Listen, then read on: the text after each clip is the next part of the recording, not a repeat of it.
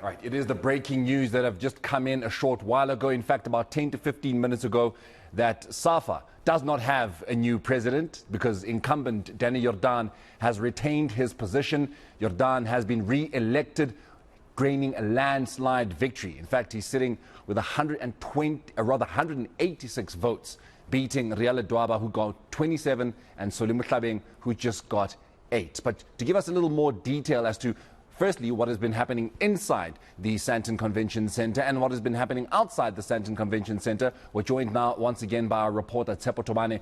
A very good morning to you, Tsepo. So the news is out. It sounded at some point like a rumour that Danny Jordaan had won by a landslide victory, but the numbers have come through. Of course, we are seeing the reaction as well on social media. Just tell us what the people outside who you've been speaking to are saying.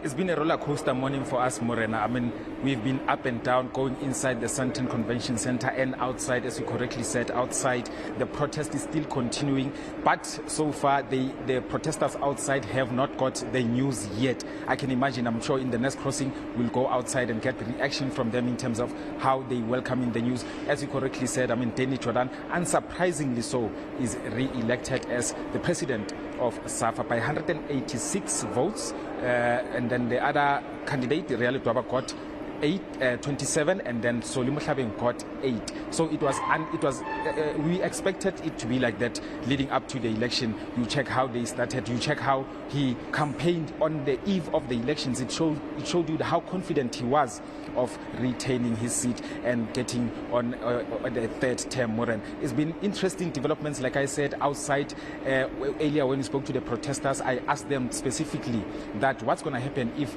Danny is re-elected, and then some of them, especially football legends, they said they will make sure that football will become ungovernable. We'll find out about that in a couple of minutes. We'll go outside and, of course, get comment from the protesters. But Tsepo, we of course do know that Ledwaba's initial press conference that she had called, that she then did not attend, was seen by many as Danny Jordaan being, as you know, the youth of today would say, he was shook. That he was actually a little worried about Ledwaba potentially being a huge threat to him. So if then the eve of the SAFA elections, he's then holding his, what you even are saying is his campaign, what then does it mean about what happened with Ledwaba's press conference? Was he then at that particular time playing mind games perhaps? I mean, ever since from that point, I mean, the writing was on the wall. Yes, according to SAFA, they said all the candidates, before they got cleared, they should not hold any public appearance or have press conferences in public. But a couple of weeks later, she was then cleared and then she had her press conference. But from that, when she was barred from having that press conference, I mean, the writing was on the wall that Danny does not want a proper challenge, because as also you must remember that the time to campaign was little, because they issued the candidates, the presidential candidates, 15 days before the election. So it's little time. But as I've said, that it was unsurprisingly to see Danny Jordaan retaining his seat. Right now, the conference is still going ahead, despite the fact that, of course, the main thing, the presidential situation, we know it. But currently, maybe if I can step aside from the shot, my cameraman Omech can show you the delegates are currently on a tea break. The job is not done yet. They still have to vote for the NEC members, the National Executive Committee members of SAFA. But the main thing, as I've said, is the fact that we know that Danny Jordaan will be having a third term. He said he has unfinished business, and that is why he seeks a third term in South African football. A lot of people criticizing that statement that he has unfinished business when you look at the fact that he's the one that launched Vision 2022, and yet South Africa is not going to the 2022 World Cup. So what exactly does he mean when he says he has unfinished business? What does he still feel he needs to do?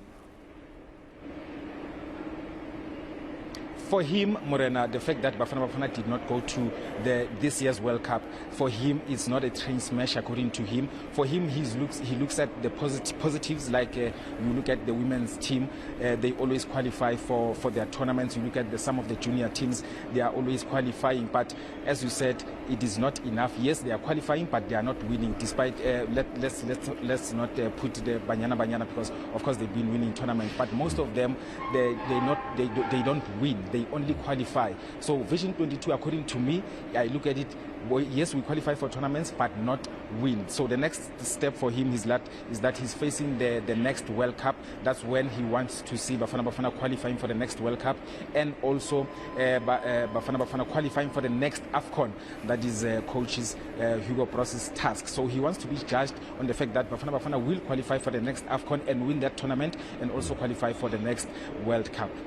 All right, Tsepo, before I let you go, of course, now we're just going to be speculating. The question then becomes, the relationship between Danny Jordaan and Ledwaba has been toxic. She was essentially booted out of the NEC under Danny Jordaan's reign. That was around the time when he was also fighting with the then acting chief executive officer, Gay Mokoena. So knowing very well that Ledwaba is not in Danny Jordaan's good books, is this safe to say that her time in SAFA has officially come to an end? Definitely, because you look at when she was cleared to become a presidential candidate, but she was not cleared to become a SAFA NEC member. So that means that if you are a presidential candidate and miss out on becoming a president, automatically you miss out on becoming an NEC member. I think it's goodbye for Maria for now. All right, Tsepo, we're going to be leaving it there with you for now. Of course, as Tsepo did say, that the Congress continues, even though we now know. In fact, the only thing that I think South Africans had cared about was to find out who is going to be leading South African football going forward for at least the next 4 to 5 years. It is Danny Jordaan. He's going into his 3rd term. He has, of course, been the president of the South African Football Association since 2013, taking over from Kirsten Namatandane. Just to remind you of the numbers that Tsepo and I had given you, Danny Jordaan got 186 votes, landslide victory, because the next best, Ledwaba, got 27, and of course who was seen as the dark horse, Mahlobeng, could only manage 8. So that, as it stands, is the SAFA elections, but the Congress does continue. So we'll of course be hearing a little more from Tsepo Tobane going forward.